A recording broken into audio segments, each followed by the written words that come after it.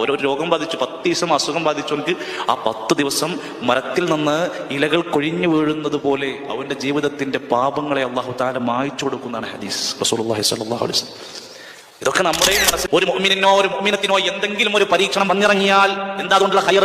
ഫീ നഫ്സിഹി, അവന്റെ ശരീരത്തിലോ, വ വലദിഹി, അവന്റെ സന്താനത്തിലോ, വ മാലിഹി, അവന്റെ സമ്പത്തിലോ, ഏതെങ്കിലും തലത്തിൽ പോകുമല്ലോ. ഇതിപ്പോ 3 നമുക്ക് കിട്ടിക്കുന്നു.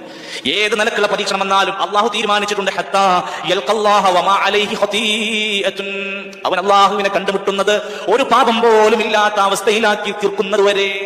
ഓരോന്നും അനുഭവിക്കുന്നതിന് അവന്റെ പാപങ്ങൾ ഇങ്ങനെ പുറത്തെടുത്തോണ്ടിരിക്കും. കുറെ അനുഭവിക്കുമ്പോഴത്തേക്ക് അവന്റെ കുറെ പാപങ്ങൾ കൊഴിഞ്ഞു പോയി പടച്ചവനെ കണ്ടുമുട്ടുമ്പോഴത്തേക്ക് ഒരു പാപം പോലും വമാ അലൈഹി ഖതീഅ. ഓരോ രോഗം ബാധിച്ചു 10 ദിവസം അസുഖം ബാധിച്ചവർക്ക് ആ 10 ദിവസം മരത്തിൽ നിന്ന് ഇലകൾ കൊഴിഞ്ഞു വീഴുന്നത് പോലെ അവന്റെ ജീവിതത്തിന്റെ പാപങ്ങളെ അല്ലാഹു തആല മായ്ച്ചു കൊടുക്കുന്നതാണ് ഹദീസ് റസൂലുള്ളാഹി സ്വല്ലല്ലാഹു അലൈഹി വസല്ലം. ഇതൊക്കെ നമ്മുടെയും മനസ്സിൽ നമ്മൾ ഓരോ ഘട്ടങ്ങൾ വരുമ്പോൾ നമ്മൾ ഉൾക്കൊള്ളേണ്ടവരാണ്.